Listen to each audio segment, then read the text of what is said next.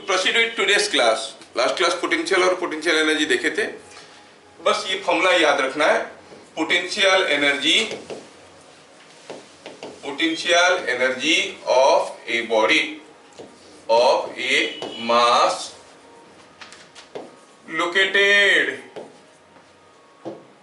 located at point P equal to, क्या है formula? It was mass into potential at point P। ये था पहला फॉर्मूला। दूसरा फॉर्मूला था potential energy of an isolated system of masses.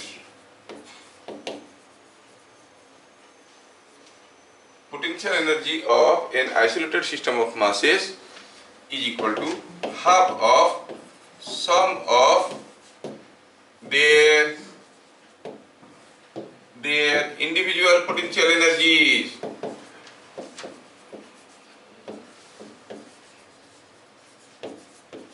सबका individual potential energy निकालो और जोड़ दो।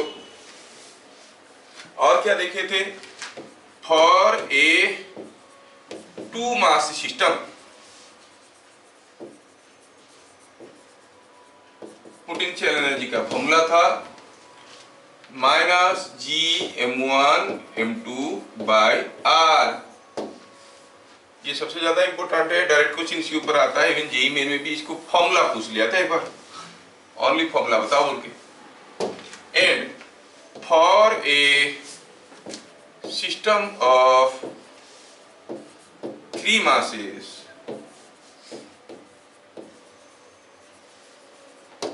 पोटेंशियल एनर्जी का फॉर्मूला था माइनस Gm1m2 बाय R12 क्या है? Distance between M1 and M2 plus M2m3 by R23 plus M1m3 by R13 like that.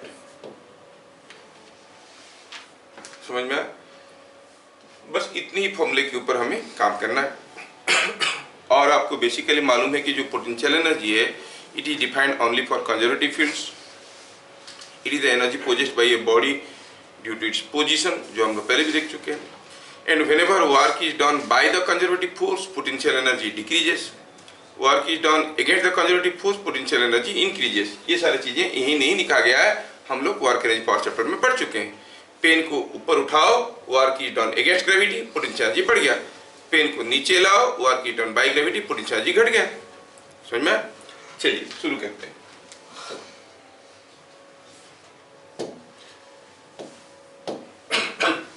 What is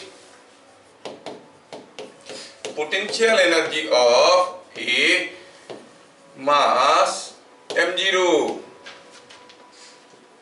on surface of earth?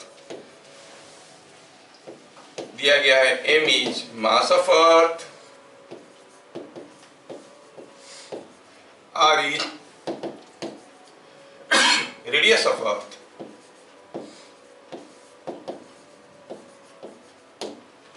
r is radius of earth। ठीक है, ये दो चीज हो गया। तो सिंपल है, हमें तो मालूम है कि जो पोटेंशियल एनर्जी होता है it is mass into potential.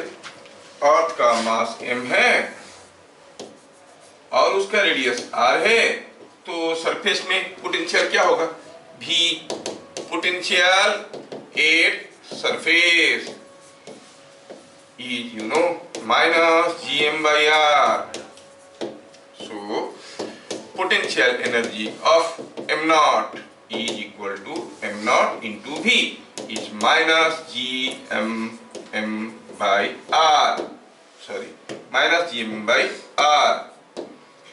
और शायद आपको मालूम ये भी है कि Gm by r स्क्वायर होता है small g।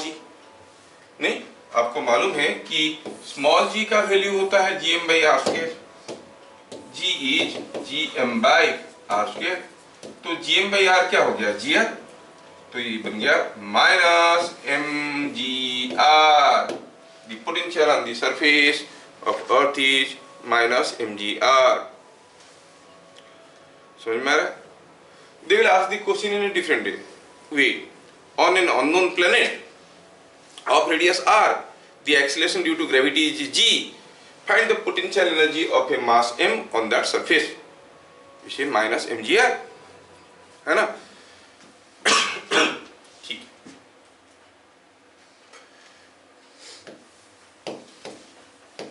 A ball was dropped from a height r/2 from surface of earth. Surface of earth. R is radius of earth. Radius of earth. Find with what speed it strikes ground.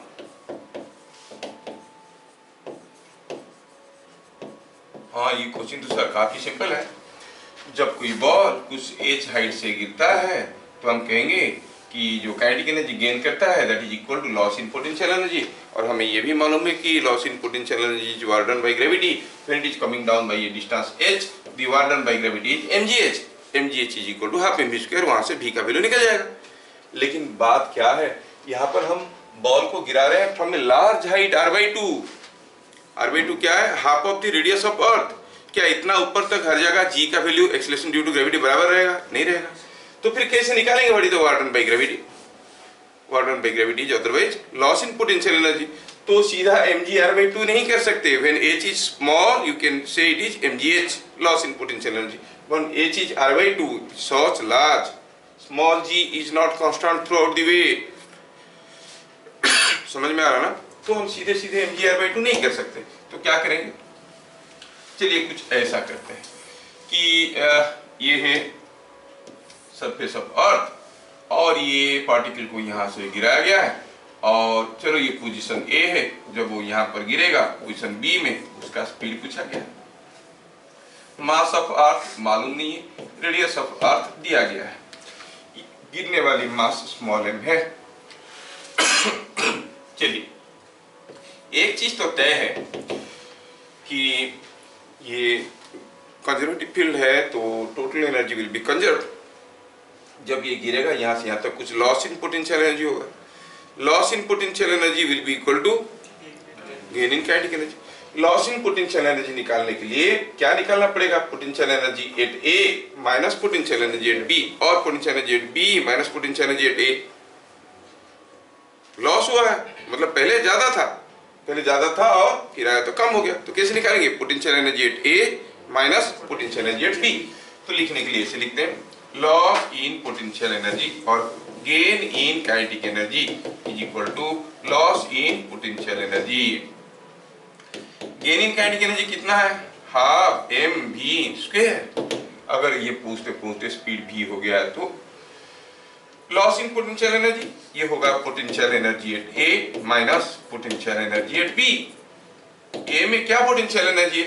It is m into potential at A minus m into potential at B. आया समझ में? ये height कितना दिया गया है? r/2. तो centre से कितना दूर हो गया? 3r/2. तो पोटेंशियल एट ए क्या हो जाएगा? यहाँ से m कमन जाएगा. va माइनस bv, va की जगह लिख सकते हैं माइनस gm/3r/2 माइनस bv क्या है? Minus gm/r. क्या मेरी बात समझ में आया? Potential at A minus potential at B. देख लो कितना सिंपल है. ए में क्या पोटेंशियल था, बी में क्या पोटेंशियल है, दोनों का difference is the potential energy difference between A and B. Simplify करो तो ये हो गया माइनस 2gm/3r, ये प्लस gm/r, तो हो गया कितना? It is minus It is GM by 3R. So if you simplify, yes, M तो कैंसिल हो गया है, M कैंसिल हो गया है दोनों तरफ से, है कि नहीं? N तो गया दोनों तरफ से, हाफ M V स्क्वायर, ये M इसको खा गया, तो क्या है answer? Sir root over GM by 3R। ठीक है, रूट ओवर 2GM। लेकिन आपको मास ऑफ अर्थ दिया नहीं है, डाटा जो दिया उसके हिसाब से आंसर देंगे ना। आंसर में क्या दिया, क्वेश्चन में क्या दिया? Only R. तो यहां से हमें पता करना है व्हाट इज V। मिल गया, V is root over of कितना, ये 2 इधर जाएगा, ये GM by 3, 2GM by 3R। लेकिन हमें M नहीं दिया है। क्या आपके पास कोई तरकीब है M को भगाने का? क्या तरकीब है? GM by R स्क्वायर होता है small g, GM by R square होता है स्मॉल g। तो हम कहेंगे GM by R स्क्वायर अगर स्मॉल g हो गया तो हमारा काम निकल गया। ठीक है, थोड़ा सा जगह बना लेते हैं, ये बहुत जगह इधर उधर ले रहा है। यस, ठीक, तो हम कहेंगे इसमें वैल्यू क्या आ जाएगा? इट इज, हमें मालूम है कि GM by R का वैल्यू है कितना है, GR। तो डालो, तो ये हो गया GM by R की जगह GR, it is 2GR by 3 का root over.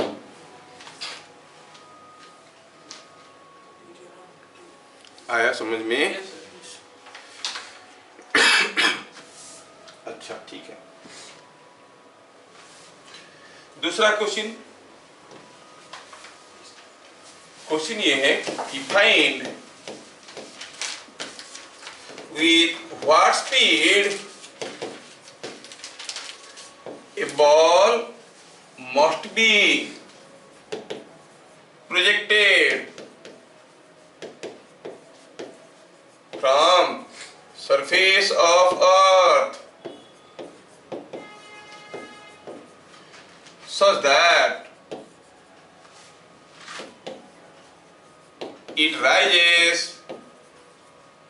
to a height equal to R। R क्या है? R is radius of earth। कितने जोर से फेंकेंगे कि ये R हाइट तक चल जाएगा? अब आपको तरीका समझ में आ चुका है। अर्थ का मास M मान लो, रेडियस R मान लो, यहां से कोई बॉल को फेंकोगे, कितने ऊपर तक चढ़ेगा ये? That is equal to radius of earth, मतलब A से B तक जाएगा। तो क्या कोई बताएंगे हमें यहाँ पे हम क्या फॉर्मूला लगाएंगे? Loss in potential equal to gain in kinetic energy, loss in kinetic energy equal to gain in potential energy. क्या फॉर्मूला लगाएंगे? A टू B मोशन में जब ये ऊपर जा रहा है पोटेंशियल एनर्जी गेन हो रहा है कि लॉस हो रहा है? लॉस हो रहा है, गेन हो रहा है ना? तो हम कहेंगे सॉल्यूशन में loss of kinetic energy is equal to gain in potential energy. चलो बताओ, A टू B गया, लॉस इन काइनेटिक एनर्जी कितना हुआ? Half mv square. Sir ball का मास तो दिया नहीं, चलो ठीक है एज्यूम कर लो, वो कैंसिल हो जाएगा। Gain in kinetic potential energy कैसे निकालेंगे? Potential energy at A minus potential energy at B और potential energy at B minus potential energy at A। Gain कितना हुआ? फाइनल माइनस इनिशियल, नहीं तो आप कहोगे potential energy at B minus potential energy at A।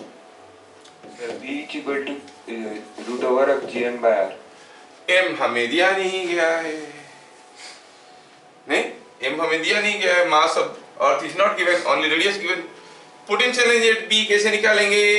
It is M into potential at point B minus M into potential at point, yes root over of. उसकी copy में मत देख ले, तू अपना बता आंसर। तू दूसरों की कॉपी में क्यों झांक रहा है? इसका नाम भूल गया, फास्ट बेंच का middle boy Punia sir. Punia, तुम उसकी कॉपी में क्यों झांक रहे हो? तुम खुद बताओ। M पोटेंशियल एट B, क्या है पोटेंशियल एट B का फॉर्मूला? यहां से कितने दूर पे है? 2r डिस्टेंस में। पोटेंशियल का formula minus GM by 2r minus potential at A में क्या पोटेंशियल है? माइनस GM बाई, हम ही पूछेंगे हम ही बताएंगे, तुम दांत दिखाते रहो। नया निकला है क्या? दांत दिखा रहा है तब से बैठ के। हम ही पूछेंगे हम ही बताएंगे। तेरा तुझको अर्पण क्या लागे मेरा, जय जगदीश हरे, ऐसा ही है। तो समझ में आ गया क्या? यहां से तो m गया, दोनों तरफ से m गया। बस दिमाग में ये रखना है कि हमारा जो हाँ, तो क्या है v का value? It is coming out to be GM by r। वो बताया था, सही बताया था, बस और एक स्टेप आगे जाना था। क्या था? G is equal to GM by r square है, तो ये हो गया GR। समझ में आया? आप लोग सारे कर सकते हो, डिफिकल्ट जॉब नहीं है, बस लड़ो मत।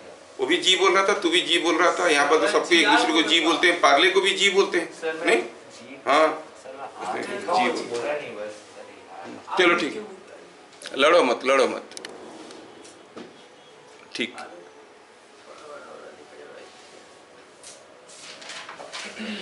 क्या चीजें समझ में आ रहा है? यस। चलिए अगला question.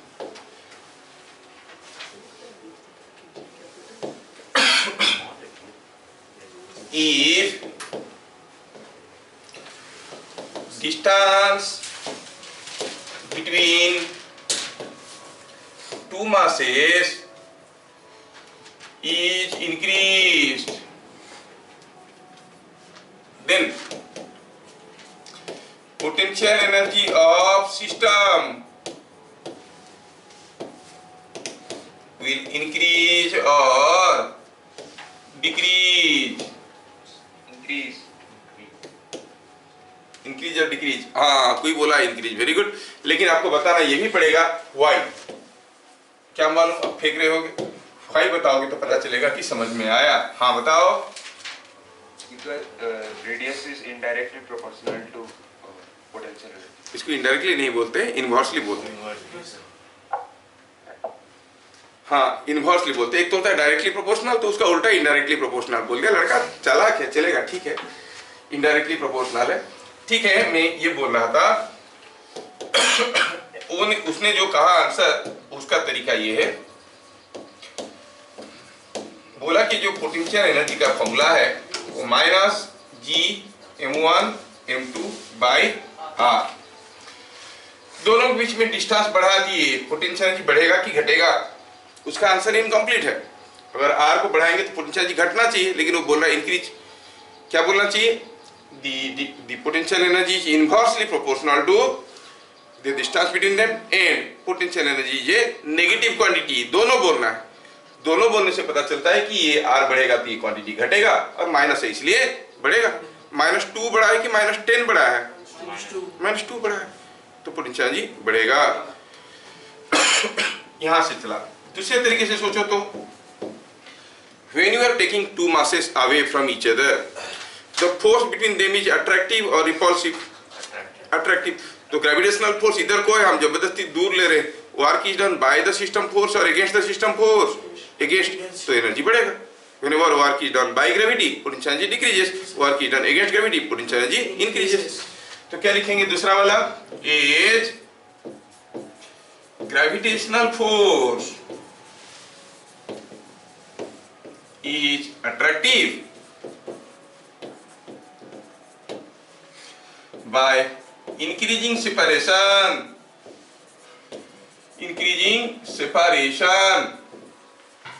work is done against gravity, so potential energy increases। दोनों तरीके से हम देख लिए कि पोटेंशियल एनर्जी तो बढ़ेगा सर, और अगर इनफिनाइट डिस्टेंस ले जाए तो पोटेंशियल एनर्जी जीरो हो जाएगा। वही सर, और मैक्सिमम ये हो जाएगा ना सर? मैक्सिमम पोटेंशियल तो जीरो है। वही सर, वही। हाँ वही है, वही तो हम भी बोले, तुम भी बोले। तुम्हारा मेरा कितना मैच कर रहा है? मैक्सिमम पोटेंशियल एनर्जी किसके साथ कितना हो सकता है? जीरो। नहीं जैसे काफी बच्चे क्लास में इंप्रूव करते हैं 2-4 बार एंट्रेंस देते हैं, हर बार नेगेटिव आता है। बहुत अच्छा जब गया एंट्रेंस में कितना आया? जीरो। मतलब अभी और नेगेटिव नहीं है, पॉजिटिव पहुंचते पहुंचते दाढ़ी मूछे निकल आते हैं। चलिए अगला। ठीक,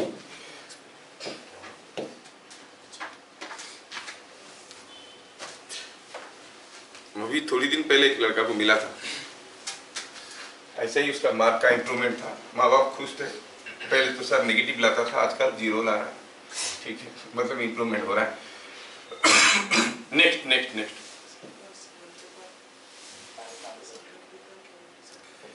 to masses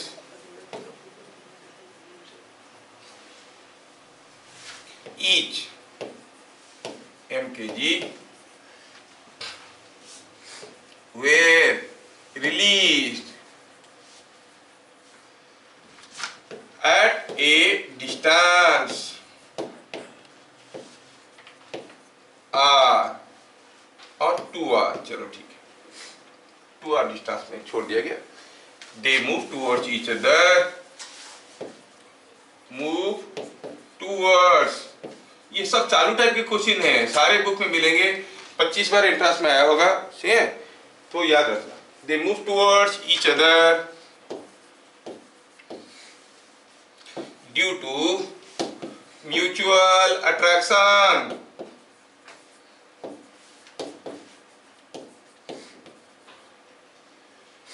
Find their speed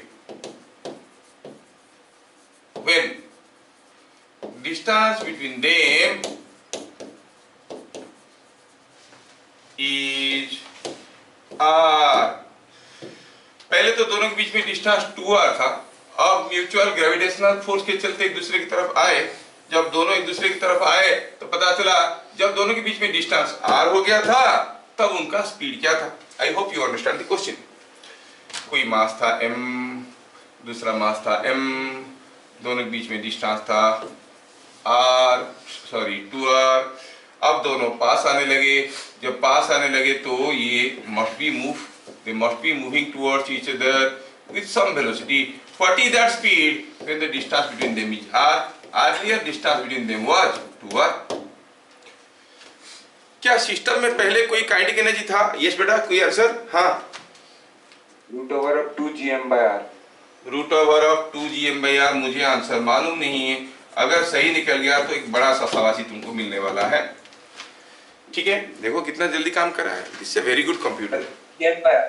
sir 2 नहीं होगा, gm/r। gm/r अपना आंसर को खुद काट रहा है, देखते हैं पुनिया क्या बोल रहे हैं। पुनिया पटेल, सर मैं आपके साथ। तू मेरे साथ, चल भगवान करे तू मेरे जैसा हो जाए, पहले सर से गंजा हो जाए, फिर बाद में दूसरा हो जाएगा। ठीक है, तो ये बात कर रहे थे कि जैसे जैसे दोनों पास आए सिस्टम का पोटेंशियल एनर्जी बढ़ा कि घटा? दूर जाने से पोटेंशियल एनर्जी बढ़ता है, पास आएंगे तो पोटेंशियल एनर्जी घटेगा। तो जो लॉस होगा पोटेंशियल एनर्जी कहाँ गया? हो काइनेटिक एनर्जी बन गया। तो हम कहेंगे gain in kinetic energy,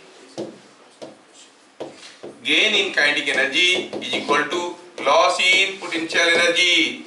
kinetic energy कितना गेन हुआ? अगर इसका स्पीड भी है, इसका स्पीड भी होगा।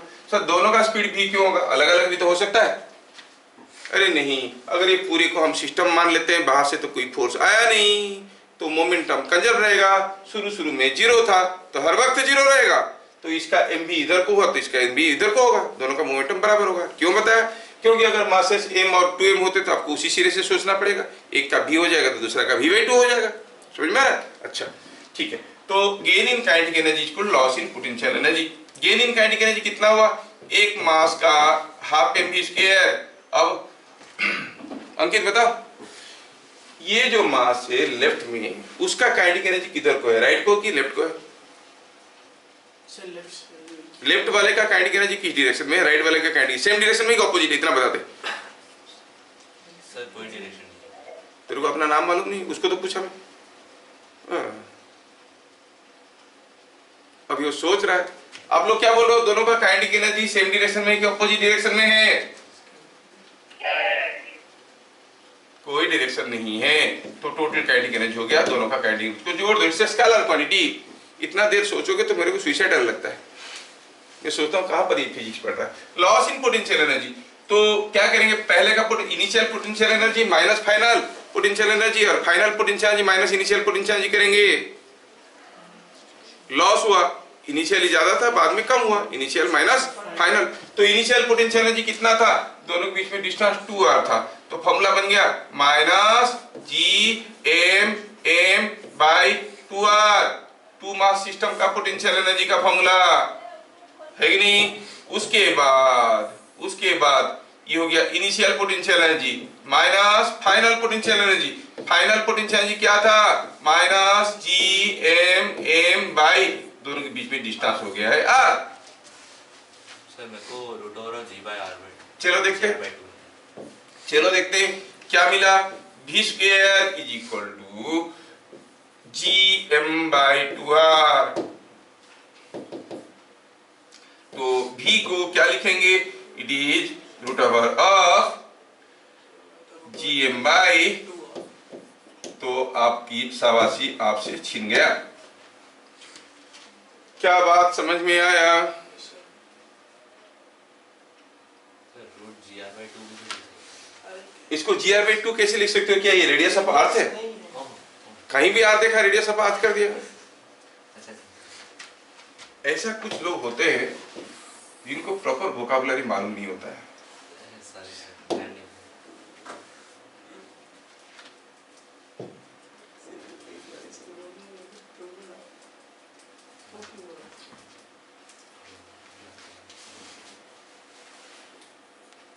समझ में आया? वाइफ को हिंदी में क्या बोलते हैं? वाइफ को नहीं सर, शादी नहीं, क्या मालूम नहीं, इतना तो मालूम होगा। क्या करते हैं वाइफ को? धर्म पत्नी। तो थोड़ा गहरा चाल में जा रहा है। स्त्री बोलते हैं ना। हाँ, तो तुम जैसे बात करो वैसे ही। मान लो कोई बॉस में कुछ स्त्री लोग जो है आ रहे हैं, तुम बोलोगे ये वाइफ लोग आ रहे हैं, तो पकड़ के मारेंगे नहीं मारेंगे तेरे? कोई भी आर्क को तू अगर रेडियस बना देगा आर्क का। अगला क्वेश्चन, 3 मासेस बोला धर्म पत्नी, कितना गया है ये इसका एहसास। ठीक है, हिंदी मतलब हाँ समझ में। 3 मासेस ईच, एक धर्म पत्नी होता है, अधर्म पत्नी होता है नहीं? जो अधर्म पत्नी को क्या बोलते हैं फिर? हाँ वो पता तो होगा तेरे को।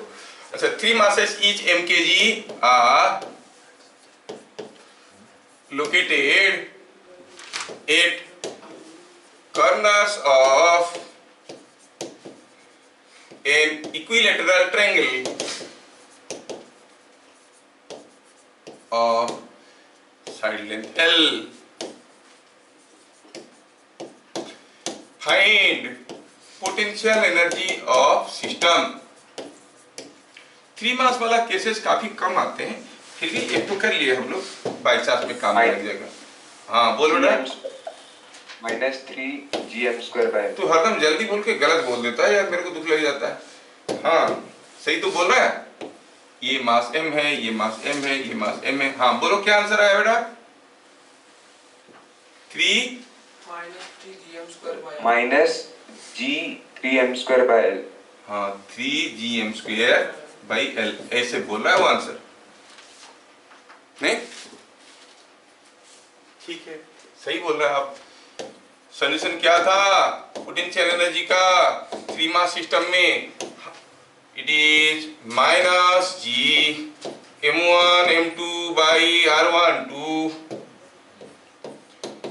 and so on, -Gm1 m2 m हो गया m², r12 हो गया l, और वैसे ही तीनों के साथ होगा तो that into 3। तो लड़के ने सही बताया, -3Gm²/L। बहुत बढ़िया। तो आपको समझ में आ गया होगा कि potential energy is a very simple article, हम लोग इसको कर लिए। चलिए आज और इंटरेस्टिंग आर्टिकल देखते हैं, इसको कहते हैं escape velocity.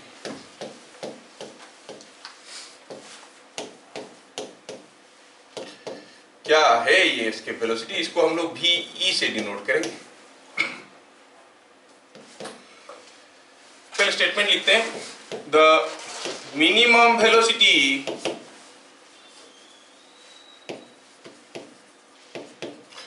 with which a particle must be projected from surface of a planet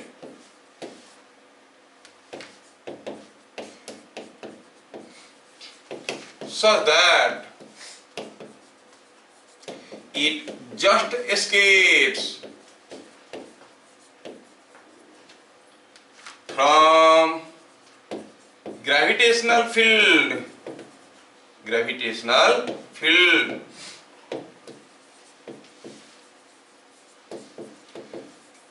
of planet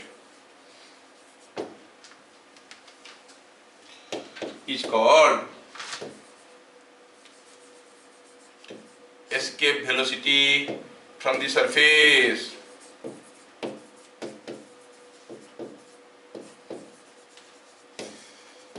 surface से कोई चीज को फेंकेंगे, ऐसा फेंकेंगे इट विल जस्ट एस्केप। यहाँ पर मैं 2-3 वर्ड्स को इंपोर्टेंस देना चाहूंगा।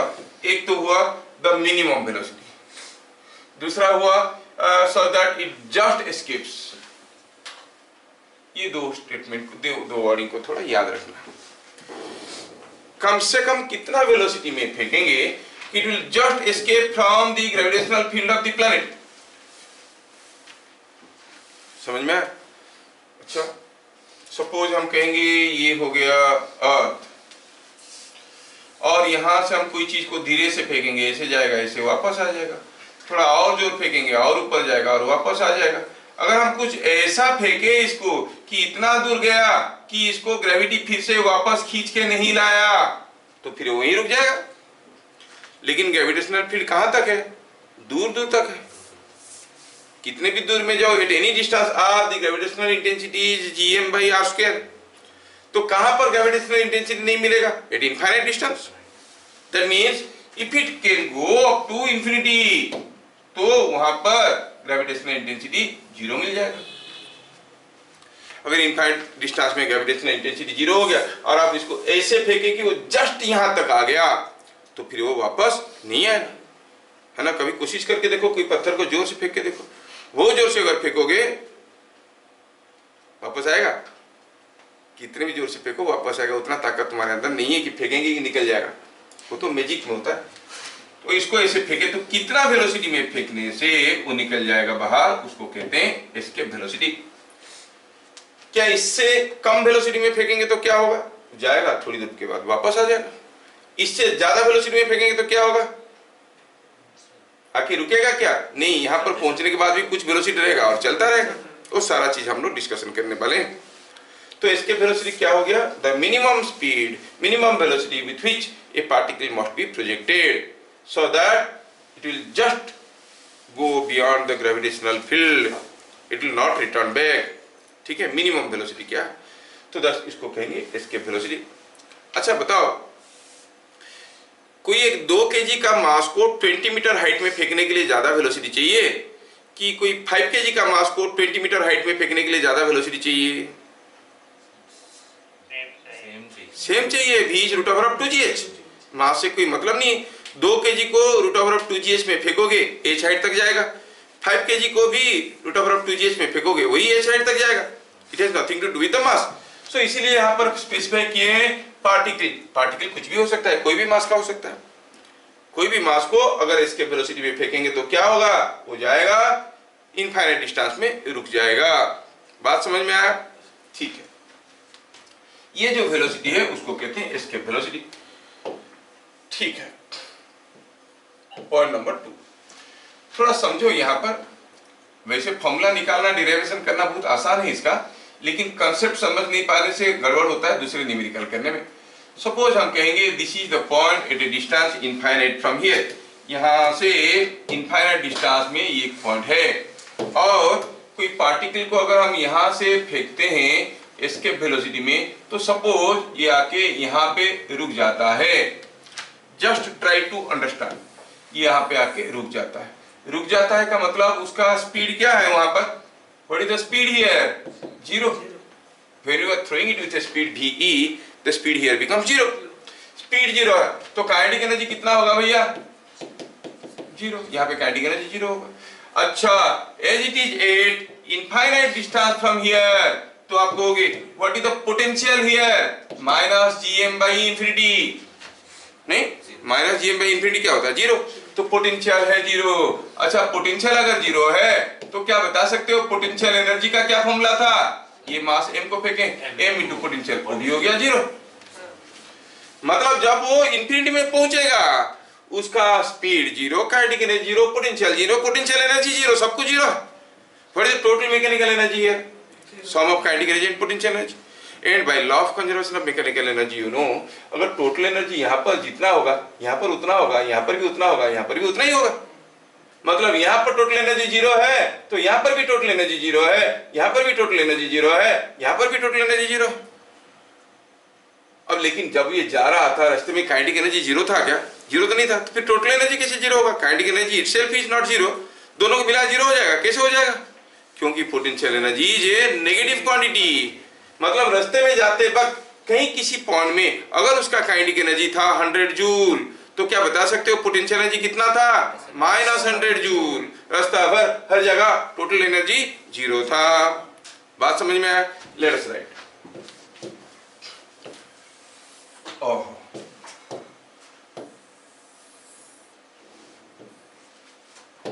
क्या लिखेंगे, when it just escapes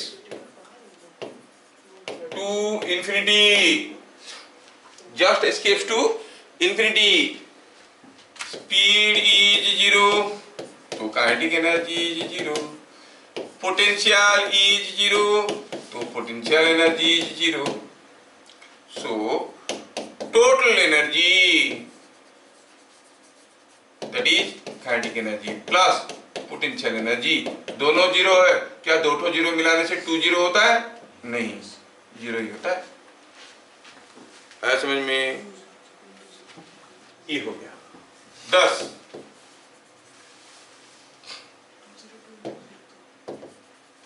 bye law of conservation of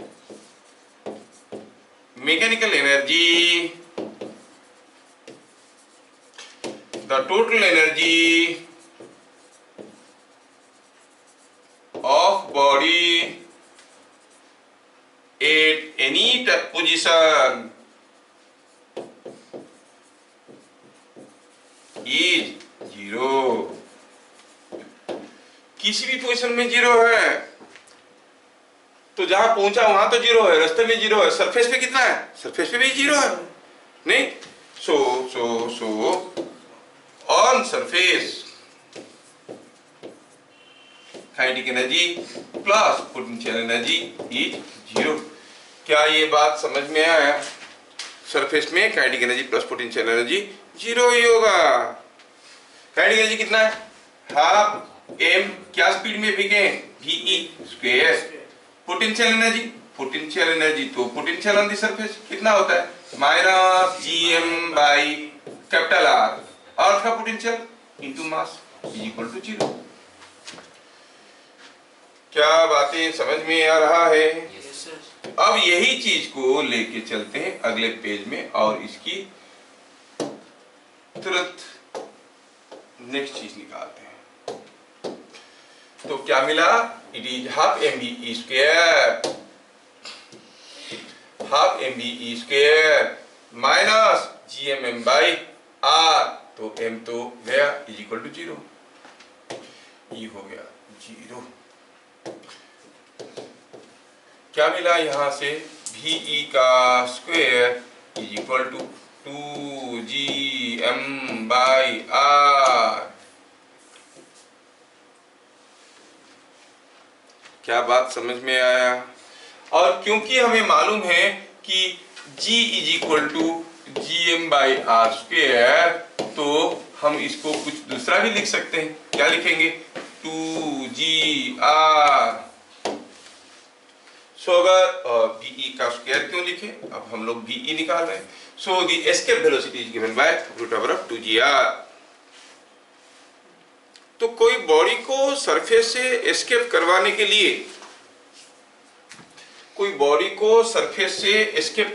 लिए, क्या वेलोसिटी की जरूरत है? आपको होगी इट इज 2GM/r और 2GR। ठीक है ना? तो यहां पर कुछ इंपॉर्टेंट फैक्ट्स हम लोग नोट करेंगे और आप जान लो कि ये from surface of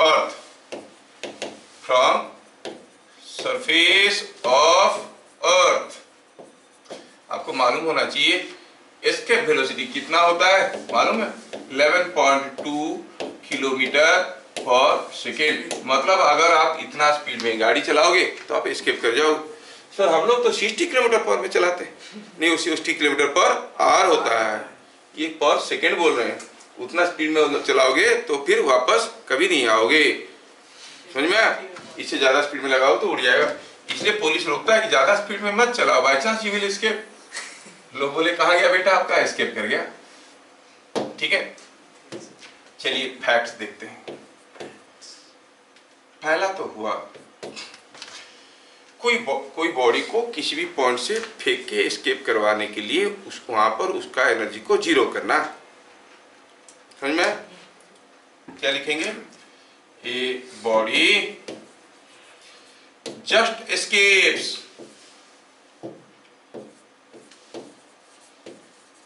from a point in a gravitational field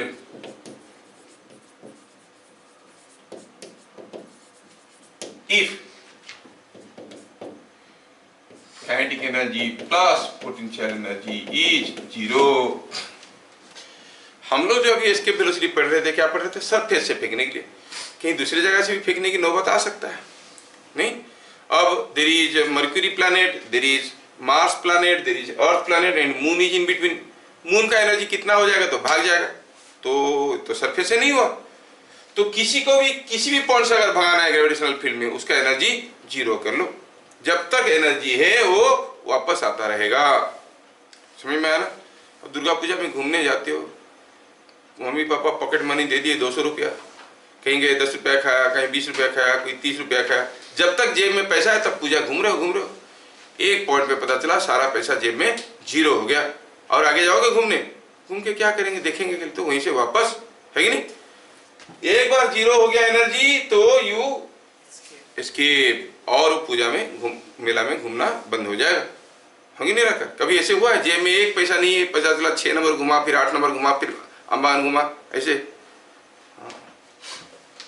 नहीं, कुछ ऐसे एक्सेप्शनल केसेस होते हैं, एलियंस होते हैं, बोले एक पैसा भी नहीं है और घूम रहे हैं। दोस्त के पास। हाँ, दोस्त के पास है, उसको कहते हैं बाइंडिंग एनर्जी। मेरे पास नहीं है, दोस्त के पास है, बाइंडिंग एनर्जी कहते हैं। उसको लेके घूमना है उसके साथ। हाँ, या फिर दोस्त की गाड़ी उधारी से आए और बेचारा। अच्छा सोचो, अगर हम कहें कि यहाँ पर कोई एक मास m है, सपोज यहाँ पर कोई एक दूसरा मास m है, एंट्रांस वालों को थोड़ा काम में लग जाएगा। मान लो कि ये डिस्टेंस r है और ये डिस्टेंस भी r है। कोई पूछा यहां से कोई मास को फेंकना है, कितने वेलोसिटी में फेंकेंगे कि वापस नहीं आएगा? तो यहाँ पर उसका टोटल एनर्जी को जीरो कर दो। टोटल एनर्जी को कैसे जीरो करते हैं? Kinetic energy plus potential energy zero है। पोटेंशियल एनर्जी कैसे पता करेंगे? यहाँ का पोटेंशियल इनटू ये मास जिसको फेंक रहे हैं। यहाँ का पोटेंशियल कितने होगा? m के लिए -gm/r, उस m के लिए भी -gm/r, -2gm/r is the potential that multiplied to small m is the potential energy, that plus half mBE square is the total energy, and that should be equal to 0, and from that you can find out the value of BE। समझ में आया क्या? किसी भी point से किसी को भी भगाना, उसका एनर्जी जीरो कर दो, वो भाग जाएगा। ठीक है, ये एग्जाम्पल भी आपको समझ में आ गया।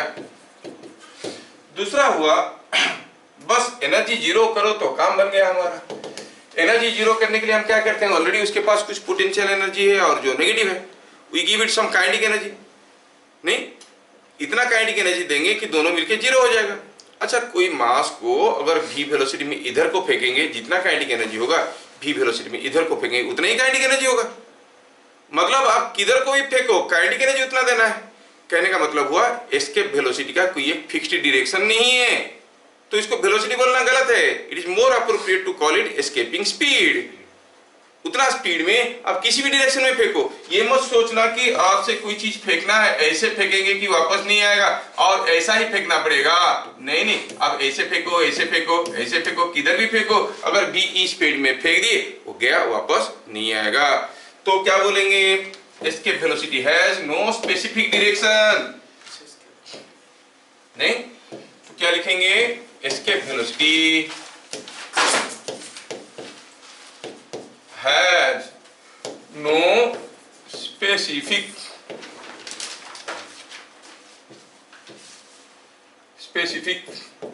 direction। उसका कोई स्पेसिफिक डायरेक्शन नहीं है। वो पूछेंगे कैसा फेंकना चाहिए, vertically upward, at 30 degree to vertical, at 60 degree to vertical. तीसरा होगा in any direction, in any direction you throw with escape velocity it will go.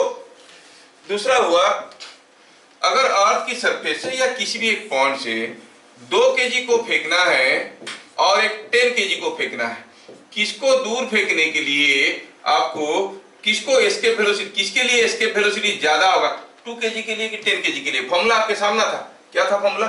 2gm भैया। 2 kg के लिए एस्केप वेलोसिटी ज्यादा होगा कि 10 kg के लिए? सेम होगा। तो फिर ये m क्या कर रहा है? ये m क्या है? Mass of earth, not mass of the particle. It is not the mass of the particle. तो वही चीज को नोट करना है, वो एंट्रेंस में भी डाल देते हैं छोटे छोटे क्वेश्चन में। Escape velocity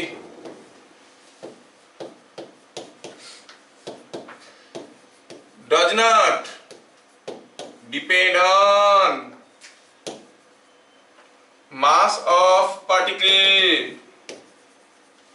mass of particle, particle का मास के ऊपर डिपेंड नहीं करता है।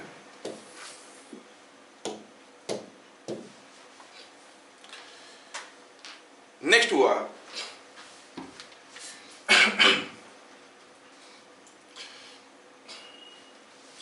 जब कोई बॉडी को एस्केप वेलोसिटी में फेंकते हैं, कोई मास m है, उसको एस्केप वेलोसिटी में फेंक दिए, तो उसका पोटेंशियल एनर्जी गेन होता है कि लॉस होता है? क्योंकि अर्थ की सरफेस पे नेगेटिव था, इन्फिनिटी में गया तो 0 हो गया, गेन हो गया। कितना गेन होता है? तो right, when mass m is projected with escape velocity, with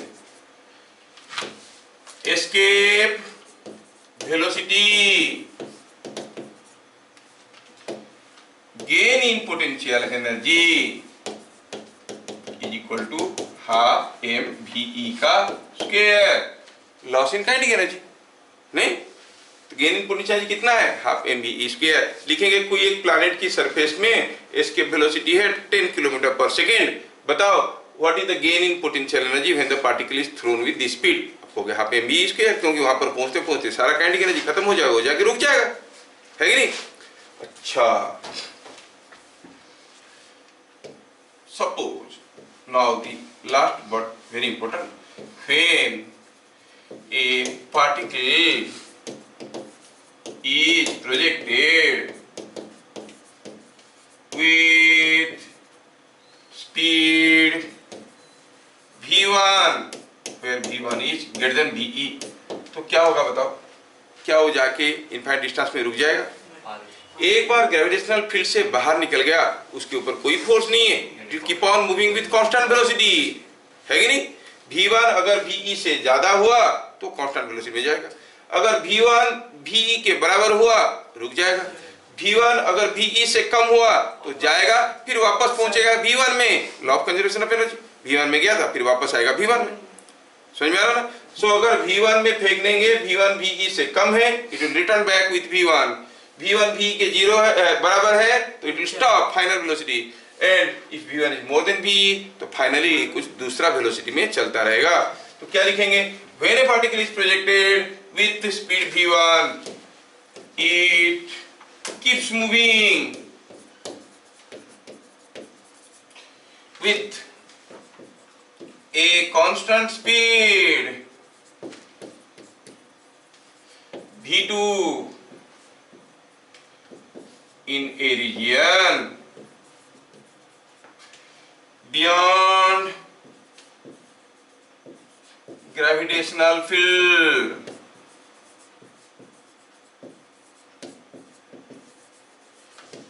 gravitational field के बाहर ये कुछ v2 स्पीड में जाने लगेगा।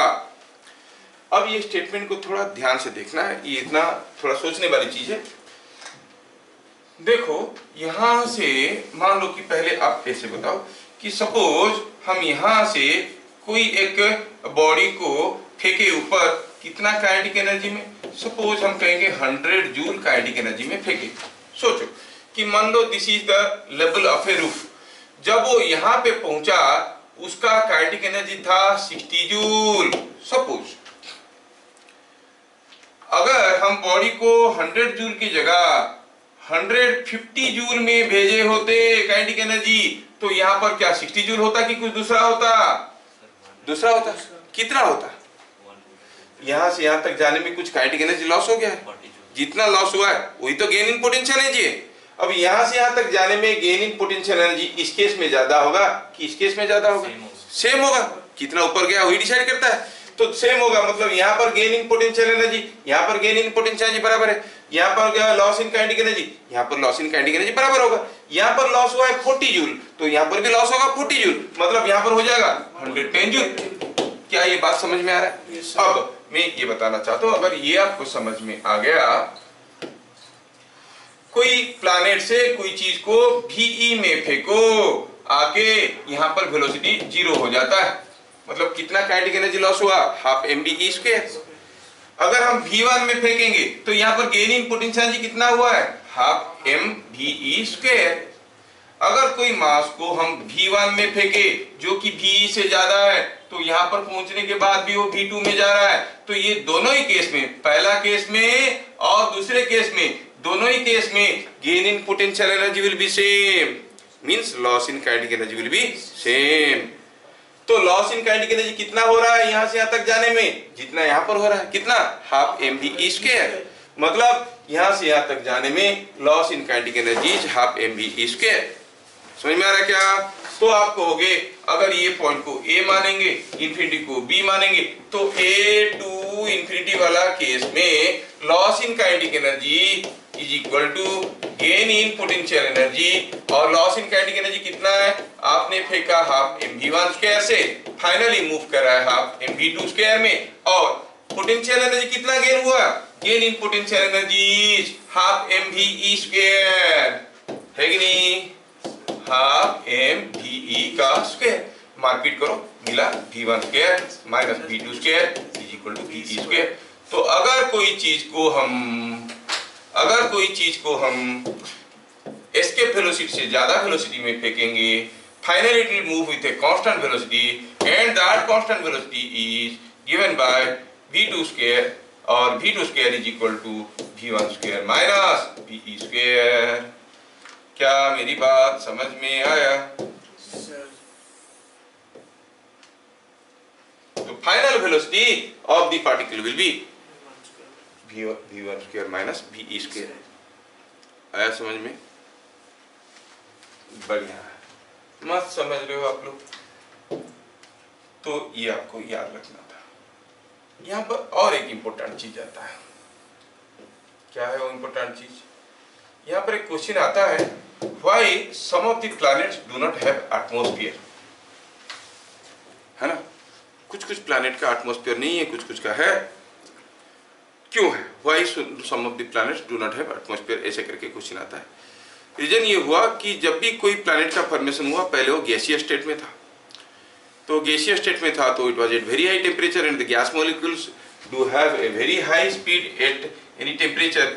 The RMS root mean square velocity of gas molecules is given by root over of 3RT by m. M is the molecular weight, T is the absolute temperature, R is gas constant.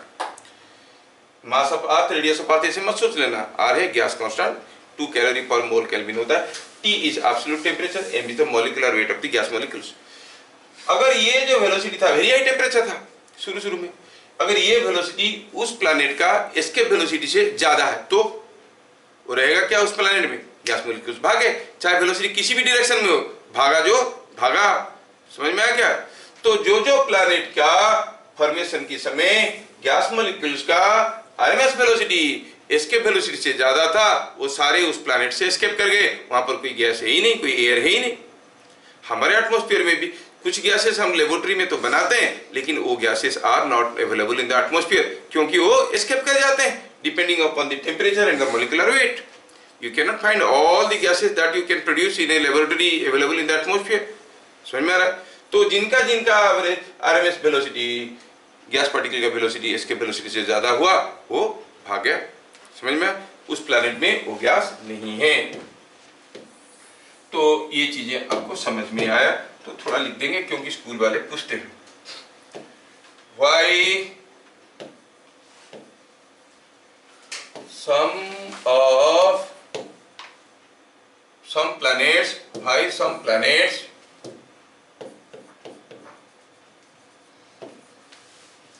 do not have atmosphere। कुछ planet का atmosphere क्यों नहीं है? क्यों नहीं है कुछ planets का atmosphere? During formation of planet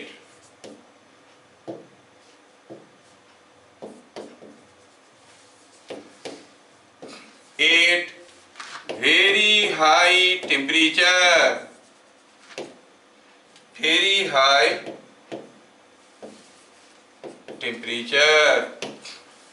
if Vrms that is equal to root over of 3RT by m of gas molecules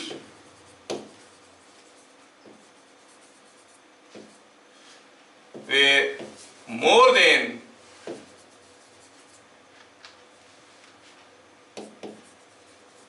VE, the gas molecules, would escape। ठीक है, ये एस्केप करके निकल जाएंगे। क्या बात समझ में आया क्या? इसीलिए कुछ प्लैनेट में एटमॉस्फेयर नहीं है समझ में? दूसरा क्वेश्चन डायरेक्ट फॉर्मूला वाला क्वेश्चन आता है। To planets of same density have radii in ratio 4:9. What is ratio of escape velocities from their surfaces? उनका सरफेस से एस्केप वेलोसिटी कितना है? क्या बात समझ में आया? तो दो प्लैनेट का ऑप्शन दिया गया है आपको। ऑप्शन दिया गया है 2:3, 3:2, 4:9, 9:4। हाँ बोलिए बेटा। सेकंड ऑप्शन बी आ रहा है। हाँ, एनी अदर आंसर? ए आ रहा है। Very good. Any other? कोई तो बताएं। देखो भाई, जो हमारा एस्केप वेलोसिटी था वो कुछ ऐसे था। क्या था? gm बाई कितना? gm बाई r का रूट ओवर। ऐसे था नहीं? that 2 2 root over of 2 GM/r, ऐसे था, समझ में आया? और आपको मालूम है कि जो m है वो क्या है, डेंसिटी इंटू वॉल्यूम 4/3 पाई r क्यूब। अगर सबका वैल्यू डालेंगे 2GD into 4/3 pi r cube by r का रूट ओवर, क्या ये प्रोपोर्शनल टू r नहीं मिलेगा? क्योंकि बाकी सारा चीज तो कांस्टेंट है। ये r स्क्वायर हो गया ना, रूट ओवर हो गया r, मतलब escape velocity directly proportional to r। तो आप क्या कहोगे, escape velocity of the first planet and escape velocity of the second planet are in the direct ratio of r1 is to r2, that is radius का ratio क्या दिया है, 4:9। Answer हो गया सी। क्या बात समझ में आ रहा है? Because the escape velocity is directly proportional to r। ऐसे करके छोटे छोटे क्वेश्चन डालेंगे।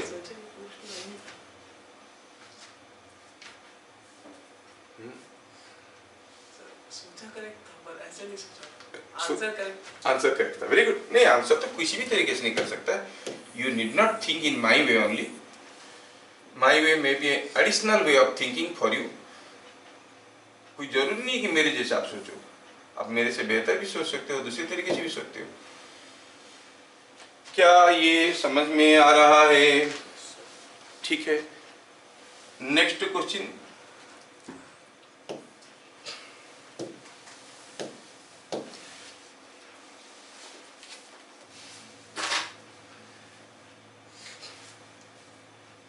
escape velocity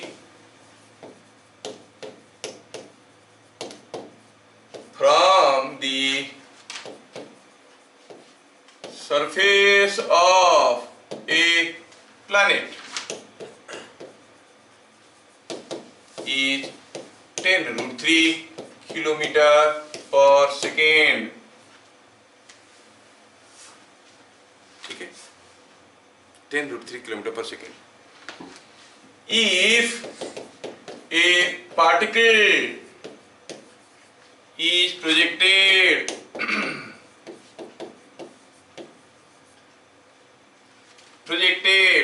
with 20 kilometer per second from surface of planet, what will be its final speed? क्या आप लोग बता सकते हो? एस्केप वेलोसिटी दिया है 10√3, हमने फेंक दिया 20 में, मतलब ज्यादा में फेंक दिया, तो फाइनली तो रुकेगा नहीं, चलेगा। क्या स्पीड में चलेगा? क्या फॉर्मूला आपको याद है? हाँ बोलिए भाई। 10 kilometre per second. 10 kilometre per second is correct. आप जानते हो कि फाइनल वेलोसिटी का स्क्वायर इज इनिशियल वेलोसिटी का स्क्वायर माइनस v स्क्वायर, तो इट इज 20 का स्क्वायर माइनस 10√3 का square and the final velocity is root over of that which is equal to 10 kilometre per second. That's like a good boy.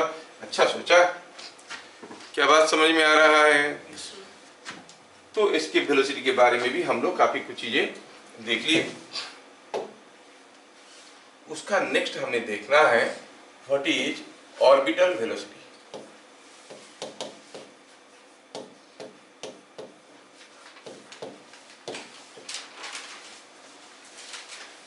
Orbital velocity तो हम लोग अगले class orbital velocity पढ़ेंगे, followed by Kepler's law पढ़ेंगे। कोशिश करेंगे कि कल की क्लास में खत्म कर देंगे, ठीक है? तो प्लीज ज्वाइन एट 4, हम लोग खत्म करेंगे। लेकिन उससे पहले मैं एक छोटा सा क्वेश्चन आपको पूछना चाहता हूं। अगर आप अर्थ पे खड़े होके ऊपर देखते हो तो मून दिखता है कि नहीं? मून पे खड़े होके किधर को देखेंगे तो अर्थ दिखेगा, ऊपर और नीचे। मून पे खड़े होके ऊपर दिखेगा तो देखेगा। ये आप यहां से गए, यहां पर खड़े हो गए, ऊपर देखोगे अर्थ दिखेगा।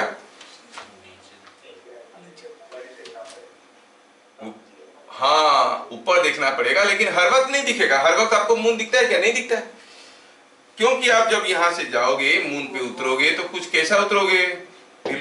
कम डाउन लाइक दिस उतरोगे तो ऐसे मून पे शीर्षासन करके उतरोगे क्या? नहीं ना, उल्टा खड़े होगे ना। तो यहाँ पर ऐसे खड़े रहोगे तो ऊपर देखोगे तो मून दिखेगा, है ना। मैं वो चैनल में एक छोटा सा क्वेश्चन आपके लिए दिया था कि ये अर्थ है, ये मून है, ये सन है। सन काफी दूर पे है लेकिन काफी बड़ा है, लेकिन इसका जो ग्रेविटेशनल इंटेंसिटी सन का है यहाँ पर E फॉर सन और E फॉर मून की बात करेंगे तो आप देखोगे जो ग्रेविटेशनल इंटेंसिटी सन का है that is 375 times E for moon on the surface of earth. जबकि दिन के 12 बजे समंदर के पानी को ये जोर से खींचेगा तो वहां पर बड़े बड़े टाइड्स होना चाहिए, नहीं होता है। रात की 12 बजे बड़े बड़े टाइड्स होते हैं। मैं एक बार एक छोटा सा वीडियो क्लिप डाला था शॉर्ट्स में, नहीं देखे हो तुम लोग? देख लो चैनल में। प्राय दिन में बड़े बड़े टाइड्स नहीं आते हैं, रात के 12 बजे बड़े बड़े। समंदर में कभी गए हो? बीच में देखो दिन भर जितना रहेगा लहर का एम्पलीट्यूड, रात में देखो बहुत बड़े बड़े लहर आते हैं। कहते हैं कि मून आ गया तो जोर से खींच रहा है, दिन भर तो सन था। नहीं, सन दूर में है सर, खींच नहीं पा रहा। नहीं, सन का खींचने वाला जो इंटेंसिटी है वो मून का 375 टाइम्स है। समझ में आया? तो ये क्यों हुआ, ये मिस्ट्री को हम लोग देखेंगे कल की क्लास में 4 बजे। फिर मिलेंगे, तब तक के लिए जय हिंद। सर मून ज़्यादा क्लोज हो